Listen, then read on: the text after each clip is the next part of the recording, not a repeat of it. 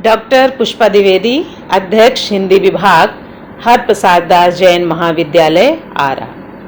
स्नातक प्रतिष्ठा तृतीय वर्ष, प्रश्न पत्र अष्टम, सगुण भक्ति काव्य के अंतर्गत बच्चों आज हम लोग सूरदास जी द्वारा रचित भ्रमर गीत के पदों का अध्ययन करेंगे। सर्वप्रथम हम आपको उसके विषय में संक्षिप्त जानकारी देंगे। जिस भ्रमर गीत का अध्ययन आपको करना है उसका संपादन लाला भगवान दीन जी ने किया है। उन्होंने इसमें 105 पद संकलित किए हैं। तो सर्वप्रथम हम आपको ये बताएंगे कि किस प्रकार से कृष्ण ने अपने मित्र उद्धव को गोपियों के पास संदेश लेकर भेजा था। साथ में उनका उद्देश्य सगुण का मंडन और निर्गुण का खंडन था। जब कृष्ण संदीपन गुरु के यहाँ अध्ययन अपनी शिक्षा ग्रहण कर रहे थे, उस समय उनके एक मित्र थे उद्धव। कृष्ण जब भी उनसे कुछ प्रेम की बातें करते थे जिसके ऊपर पूरा संसार टिका हुआ है, उस समय वो सिर्फ निर्गुण ब्रह्म की बातें करते थे। उनका दूर दूर तक किसी से प्रेम से कोई नाता नहीं था। जबकि कृष्ण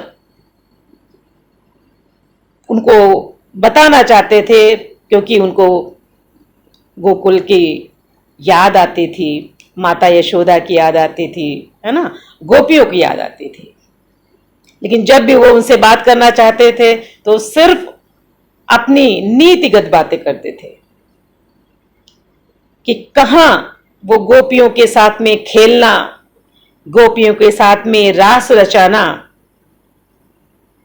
प्रेम की उनसे बातें अपनी करना चाहते थे। लेकिन वो कुछ भी सुनना नहीं चाहते थे। क्यों?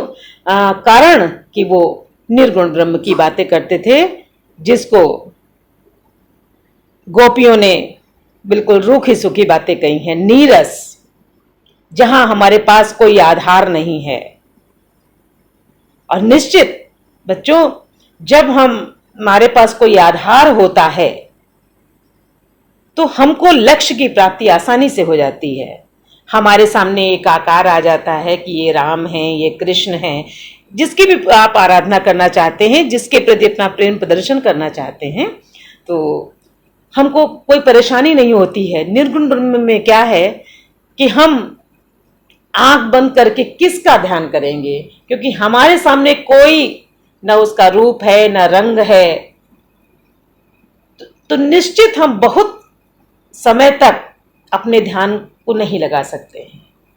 तो यहां पर कृष्ण सोचते हैं कि उद्धव को ज्ञान जो बहुत बताते हैं, तो हम कैसे उनको उनके ज्ञान को खारिज करें। ज्ञान पर जो है प्रेम की विजय वो करवाना चाहते थे। उन्होंने सोचा कि ठीक है, मैं इनको गोपियों के पास भेजता हूं तो मेरा संदेशा भी चले जाएगा और गोपियां इनको प्रेम की परिभाषा भी समझा देंगी।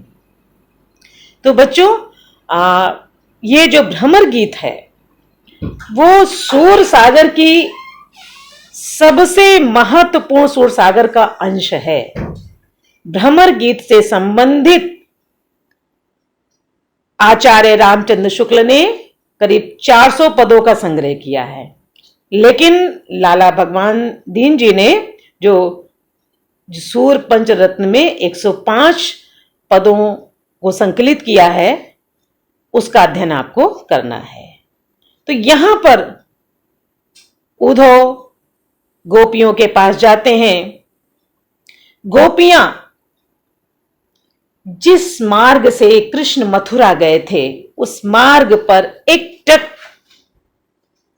निगाह लगाए रहती हैं, देखती रहती हैं कि कौन हर उधर से आने जाने वाले को रोक करके अपने श्री कृष्ण का हालचाल पूछती हैं। वो सोचती हैं कि हर आने वाला वो मथुरा से ही आ रहा है और उनसे उनका संदेशा पूछती हैं। पराकाष्ठा तो तब हो गई कि उधर से कोई पथिक आना भी नहीं चाहता, क्योंकि वो गोपियों को किसका संदेशा देगा। लोगों ने उस मार्ग को छोड़ दिया जिस मार्ग से कृष्ण अक्रूर के साथ मथुरा गए थे। अब ये समझिए कि उस मार्ग से भी गोपियों को कितना प्रेम है। वो सगुण की उपासिका हैं। उद्धव उनके पास जाते हैं, अपने निर्गुण ब्रह्म की उपासना की विधि को बताते हैं, लेकिन क्या गोपियां उनकी हर बात को तर्क के साथ काट देती हैं। वो कहती नहीं, हम तो सगुण की उपासिका हैं, हम अपने कृष्ण की उपासिका हैं और हमारे लिए ये ज्ञान तुम्हारा नीरस है।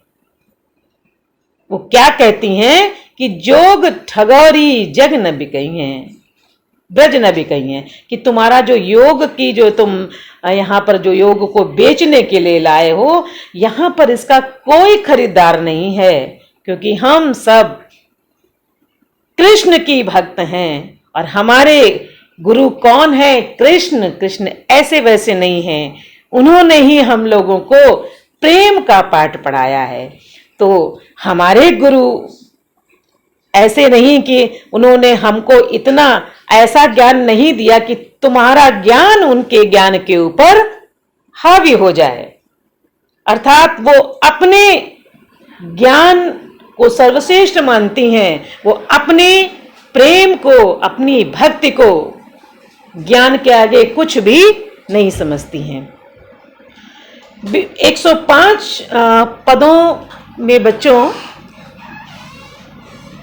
गोपियों को उद्धव निर्गुण ब्रह्म की बातें बताते हैं, लेकिन हर बात का वो ऐसा नहीं है, वो तर्क दे करके उनके ब्रह्म को सिरे से खारिज कर देती हैं। उनके ऊपर कोई असर नहीं है। ये क्या है? ये प्रेम की पराकाष्ठा है, प्रेम की अनन्य भक्ति है कि वो उनके ऊपर कोई रंग नहीं चढ़ने वाला। उनके ऊपर रंग किसका चढ़ा है? कृष्ण का। और वो तो यहां तक कहती हैं कि उनके पास एक मन था और वो मन कहाँ चला गया? उस मन को श्री कृष्ण अपने साथ ले गए। ऊधो मन नाही 10-20, एक हुतो सो गयो श्याम संग को आराधेश। मन एक था, वो अब मेरी तो विवशता है, हम क्या करें? तुम इतने प्रेम से, तुमको इतने सम्मान से हमारे कृष्ण ने योग की बातें बताने के लिए, निर्गुण ब्रह्म की ज्ञान की बातें बताने के लिए, जिससे मोक्ष हम लोगों को मिलेगा, उस ज्ञान को लेकर आए हो, लेकिन हम सब विवश हैं। क्यों? अगर दूसरा मन मेरे पास में होता तो मैं उस मन से तुम्हारे ब्रह्म को स्वीकार कर लेती, तुम्हारे दिए गए उपदेशों को मैं जैसा तुम कह रहे हो वैसा ही मैं करती। लेकिन एक मन था, वो भी हमारे श्री कृष्ण ले गए। तो अब ये बताओ उद्धव कि मैं किस मन से तुम्हारे द्वारा बताए गए ज्ञान को स्वीकार करूं? उद्धव ये सोचते हैं कि गोपियों को निर्गुण ब्रह्म के प्रेम की शिक्षा देकर उन्हें इस सांसारिक प्रेम की पीड़ा से हम मुक्ति दिला देंगे। क्यों? क्योंकि वो कृष्ण के विरह में तड़प रही हैं। कृष्ण से जब वो कहते हैं तो कृष्ण मन ही मन मुस्कुराकर उन्हें अपना क्या करते हैं, पत्र थमाते हैं कि देखते हैं कि कौन किसे क्या सिखा कर आता है। उनको ये पूर्ण विश्वास है कि हमारी गोपियां उद्धव को बहुत कुछ सिखा करके भेजेंगी। लेकिन उद्धव को ये घमंड था कि नहीं, मैं जाऊंगा, उनको निर्गुण ब्रह्म का ज्ञान दूंगा, रास्ता बताऊंगा और वो सांसारिक जो पीड़ा है उससे उनको मुक्ति मिल जाएगी। उनको श्री कृष्ण और गोपियों की प्रेम की गहराई का पता ही नहीं था। पता भी क्यों होता, क्योंकि वो तो प्रेम से उनका दूर दूर तक नाता नहीं था। वो तो नीति की ही बातें करते थे। उद्धव पत्र गोपियों को देते हैं और कहते हैं कि कृष्ण ने कहा है कि क्या, पद के माध्यम से कि सुनो गोपी हरि को संदेश, करी समाधि अंतर्गति ध्यामो, यह उनको उपदेश। वै अविगत अविनाशी पूरन, सब घट रहे समाई, तत्व ज्ञान बिन मुक्त नहीं, वेद पुराण निगाई। सगुण रूप तज निर्गुण ध्यावों, एक चित एक मन लाई। वह उपाय करि बिरहि तरो तुम, मिले ब्रह्म तब आई। दुसाह संदेश सुन माधव को, गोपी जन बिल खानी, सूर बिरह की कौन चलावे, बूढ़ति मन बिनु पानी। उद्धव कहते हैं कि हे गोपियों, हरि का संदेश सुनो। उनका यही उपदेश है कि समाधि लगाकर अपने मन में निर्गुण ब्रह्म का ध्यान करो। यह अविनाशी सबके मन में बसा हुआ है। वेद पुराण भी यही कहते हैं कि तत्व ज्ञान के बिना मुक्ति संभव नहीं। इसी उपाय से तुम विरह की पीड़ा से छुटकारा पा सकोगी। अपने कृष्ण के सगुण रूप को छोड़ उनके ब्रह्म निराकार रूप की आराधना करो। उद्धव के मुख से अपने प्रिय का उपदेश सुन प्रेम के मार्ग की गोपियां व्यथित हो जाती हैं, बहुत दुखी हो जाती हैं। अब विरह की क्या बात है, वे तो बिन पानी पीड़ा के अथाह सागर में डूब गई। कहने का तात्पर्य है कि उन्होंने सोचा कि श्री कृष्ण ने हमारे लिए कुछ दूसरा प्रेम का संदेशा भेजा होगा। यहाँ तो निराकार ब्रह्म की उपासना का ही संदेश है। तो निश्चित वो व्यथित भी हुई और निराश भी हुई और हताश भी हुई।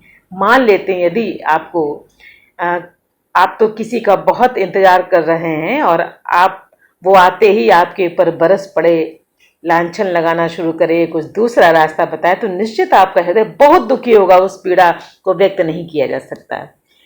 तो ये जब उद्धव ने इस तरीके की बातें की ना, तो उसी समय क्या हुआ कि एक भ्रमर वहां आता है। तो बस अब उनको क्या चाहिए था कि उन्होंने गोपियों को मौका मिल गया और वो उद्धव पर काला भ्रमर कहकर खूब कटाक्ष करती हैं। मतलब वो कह उद्धव के ले रही हैं, लेकिन चूंकि भ्रमर उस समय आ गया तो भ्रमर को लक्ष्य करके सीधे वो उद्धव के ऊपर कटाक्ष करती हैं। क्या करती हैं कि रहु रे मधुकर मधुमतवारे, कौन काज या निर्गुण सौ, चिरजीवों कान हमारे, लोटत पीत पराग कीच में, बीच न अंग संहारे, बारंबार सरक मदिरा की अपरस रटत उघारे, तुम जानत हो वैसी ग्वारिनी, जैसे कुसुम तिहारे। घरी पहर सबको बिलमावत, जैसे आवत कारे, सुंदर श्याम को सर्व बस, अरप्या अब कापे हम ले उधारे। गोपियां भ्रमर के बहाने उद्धव को सुना सुना कर कहती हैं कि हे भंवरे, तुम अपने मधु पीने में व्यस्त रहो और हमको भी मस्त रहने दो। तुम्हारे इस निर्गुण से हमारा क्या लेना देना, हम तो सगुण साकार की उपासिका हैं और हमारे कान्हा चिरंजीवी रहें, बस हम लोग यही चाहते हैं। तुम स्वयं तो पराग में लोट लोट कर ऐसे बेसुध हो जाते हो कि अपने शरीर की तुमको सुध ही नहीं रहती, और इतना मधुरस पी लेते हो कि सनक कर रस के विरुद्ध ही बातें करने लगते हो। हम तुम्हारे जैसी नहीं हैं कि तुम्हारी तरह फूल फूल पर बहकें। हमारा तो एक ही कहना है जो सुंदर मुख वाला है, उनके नेत्र नील कमल के समान है। और कौन है वो? यशोदा का दुलारा है, यशोदा का प्यारा है। हमने तो उन्हीं पर अपने तन मन को वार दिया है। अब किसी निर्गुण पर वारने के लिए तन मन हमारे पास है ही नहीं, हम किस से उधार लें। और क्या कहती हैं कि उधो जोग सिखावन आए, श्रृंगी भस्म आधारी मुद्रा लय ब्रजनाथ पठाए। जो पै जोग लिखो गोपिन को, कस रस रास खिलाए। तब ही ज्ञान काहे न उपदेस्यो, अधर सुधारस प्याए। मुरली सबद सुनत बन गवनती, सुत पति गृह बिसराए। सूरदास संग छाण श्याम को, मन ही रहे पछिताए। गोपियां कहती हैं कि हे सखी, आओ देखो ये शाम के कृष्ण के हमारे मित्र उद्धव हम लोगों को योग सिखाने आए हैं। स्वयं ब्रजनाथ ने इन्हें क्या दिया है? श्रृंगी भस्म आधारी मुद्रा देकर भेजा है। और हमको तो पछतावा हो रहा है उनसे प्रेम करने का, कि जब वे हमें अपने अधरों का रस पिला रहे थे तब ये ज्ञान और योग की बातें कहां गई थी। तब हम श्री कृष्ण की मुरली के स्वरों में शुद्ध बुद्ध खोकर अपने बच्चों और पति के घर को हम बुला दिया करते थे। श्याम का साथ छोड़ना हमारे भाग्य में था ही, तो हमने उनसे प्रेम ही क्यों किया। अब उनको पछतावा हो रहा है। और वो क्या कहती हैं कि मधुबनिया लोगन को पतियाए, मुख औरे अंतर्गत औरे। पतियां लिख पठवत है बनाए। जो कोयल सुत कागजियावत, भाव भगति भोजन ही खवाए। कुह कुहाए आए बसंत ऋतु, अंत मिलय कुल अपने जाए। जैसे मधुकर पुहुप बांस लय, फेरी न बूझे बातहु आए। सूर जहां लो श्याम गात हैं, तीनों क्यों की जय लगाए। कोई गोपी उद्धव से व्यंग करती है कि मथुरा के लोगों का कौन विश्वास करे, उनके तो मुख में कुछ और मन में कुछ और रहता है। तभी तो एक ओर हमें वो प्रेम पत्र लिखकर भेज रहे हैं, दूसरी ओर उद्धव को योग के संदेश लेकर भेज रहे हैं। उसी तरह जिस तरह से कोयल के बच्चे को कौआ प्रेम भाव से भोजन करा के पालता है, लेकिन क्या होता है, बसंत ऋतु आने पर जब कोयलें कूकती हैं तो वो भी अपनी बिरादरी में जा मिलता है और कूकने लगता है। और क्या, जिस प्रकार भंवरा कमल के पराग को चखने के बाद उसे पूछता तक नहीं। ये सारे काले शरीर वाले एक से हैं, इनसे संबंध बनाने से क्या लाभ है। वो उद्धव के ऊपर कटाक्ष करती हैं कि जितने काले हैं। और फिर वो उद्धव से क्या प्रश्न करती हैं, सुनिए। निर्गुण कौन देश को बासी, मधुकर हंसी समुझाए सौह दे, बूझति सांच न हासी। को है जनक जननी को कहियत, कौन नारी को दासी। कैसो बरन भेष है कैसो, कही रस में अभिलाषी। पावे गो पुनि कियो आपनो जोरे, कहो गो काशी। सुनत मौन होए रहो ठग्यो सो, सूर सबे मति नासी। गोपियां उद्धव से तर्क करते हुए कहती हैं कि हे उद्धव, तुम ये बताओ कि तुम्हारा निर्गुण किस देश का रहने वाला है। सच सौगंध देखकर पूछते हैं कि हंसी की बात नहीं है, मैं तुमसे बिल्कुल सही सही पूछ रही हूं कि उनके माता पिता है ना, को है जनक, कौन उनके माता हैं, कौन उनकी जो है पिता हैं, और कौन उनकी दासी है, कैसा उनका देश है, और किस रस की अभिलाषा वो करते हैं। यदि तुमने हमसे छल किया तो तुम पाप के भागी होगे, जान लो उद्धव। सूरदास कहते हैं कि गोपियों के इस तर्क के आगे उद्धव की बुद्धि काम नहीं करती है। ज्ञान का भंडार उनका कम पड़ जाता है, जिसके ऊपर उनको घमंड था, और वो चुप हो गए। लेकिन गोपियों के व्यंग खत्म नहीं हो रहे हैं। वो अपने तर्कों के द्वारा उनके ब्रह्म को काट रही हैं, अपने सगुण का मंडन कर रही हैं, सगुण की श्रेष्ठता को श्रेष्ठ कर रही हैं। और क्या कहती हैं कि काहे को रोकत मारग सूधो, सुनो मधुप निर्गुण कंटक ते, राजपंथ क्यों रूंधो।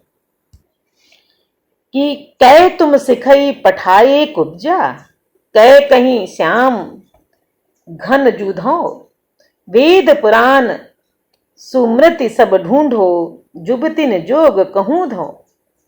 ताको कहाँ परेख्यो कीजय, जानत छाछ न दूधो, सूर मूर अक्रूर गए लय, ब्याज निबेरत ऊधो।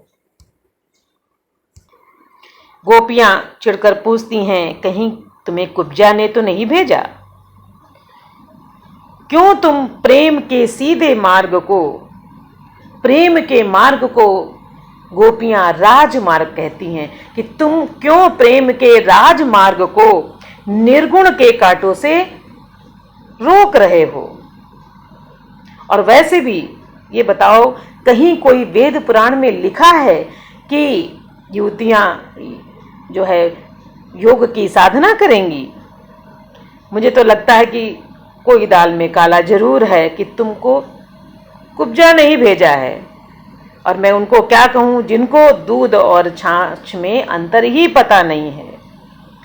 सूरदास जी कहते हैं कि गोपियां कहती, मूल तो अक्रूर जी ले गए हैं, और क्या ब्याज के रूप में गोपियों को ये योग देने उद्धव जी आए हैं? इसके पहले तो वो कह ही चुकी हैं कि उधो मन नहीं 10-20। अब आप देखेंगे कि गोपी और उद्धव संवाद में कई ऐसे पद हैं जो कटाक्ष, विरह की दशा, राधा के विरह और निर्गुण का परिहास और तर्क कुतर्क व्यक्त करते हैं। सभी जो है वो एक से एक हैं। किसको अच्छा कहा जाए, किसको जो है बुरा कहा जाए, कहने का तात्पर्य यह है कि जिन पदों को भ्रमर गीत में रखा गया है उसमें उद्धव और गोपियों का जो संवाद है वो एक से बढ़कर एक। उद्धव अगर कुछ कहते हैं तो उसके सब जो है उसका दुगना वो गोपियां उनको वापस करती हैं। और क्या कहती हैं कि अब अति चकित वंत मन मेरो, आयो हो निर्गुण उपदेशन, भयो सगुन को चेरो। जो मैं ज्ञान गहो गीत को, तुम्हें न परस्यो नेरो। अति अगान अज्ञान कछु कहत न आवे, दूत भयो हरि केरो। निज जन जानि माने जतनन तुम कीन्हो, नेह घनेरो। सूर मधुप उठी चले मधुपरी, बोरी जग को पेरो। कृष्ण के प्रति गोपियों के अनन्य प्रेम को देख करके उद्धव भाव विभोर हो जाते हैं और उनका मन आश्चर्यचकित हो जाता है कि मैं तो आया था निर्गुण ब्रह्म का उपदेश लेकर, और क्या हुआ, और मैं अब प्रेम का अर्थात सगुण का उपासक बनकर के जा रहा हूं। मैं तुम्हें गीता का उपदेश देता रहा जो तुम्हें छू तक न गया। अपनी अज्ञानता पर उनको लज्जा आ रही है कि किसे मैं उपदेश दे रहा था, जो स्वयं लीला करने वाले हैं, और वो ये सोचते हैं कि हरि ने मुझे मेरी अज्ञानता का अंत करने के लिए ही गोपियों के पास भेजा है। और उनकी आंखें जो है वो आंसुओं से भर आती हैं। उनके मन में ये भाव उठता है कि श्री कृष्ण को कहाँ रहना था और वो कहाँ चले गए। गोपियों के प्रेम के आगे उनका ज्ञान निरुत्तर हो जाता है। ज्ञान का दूर दूर तक जो उनके अंदर ज्ञान का घमंड था कि नहीं निर्गुण ब्रह्म ही सब कुछ है, वो सब दूर हो जाता है। यही कृष्ण का उद्देश्य था, अपने मित्र को सबक सिखाने का। और ऐसा नहीं है कि वो उनको बड़े प्रेम से छोड़ देते हैं, उनसे चुटकी लेते हुए कहते हैं कि क्या तुम गोपियों को योग का पाठ पढ़ा आए। सूरदास जी कहते हैं कि उद्धव को अपने योग के बेड़े को गोपियों के प्रेम सागर में डुबो के स्वयं प्रेम मार्ग अपना मथुरा लौट गए। अर्थात इस भ्रमर गीत में जितने पदों का संकलन किया गया है उसमें बच्चों सगुण का मंडन, निर्गुण का खंडन, क्योंकि ये संसार प्रेम के ऊपर है। यदि किसी को किसी से कोई प्रेम नहीं होगा तो मुझको तो नहीं लगता है कि कोई अपने लोगों के लिए संघर्ष करेगा। वही हमको एक प्रेरणा देता है। और यदि प्रेम ही नहीं, ये सारी नीरस बातें रहेंगी तो किसी को क्या लेना देना। ये प्रेम ही ऐसा है जो सबको एक सूत्र में बांधता है।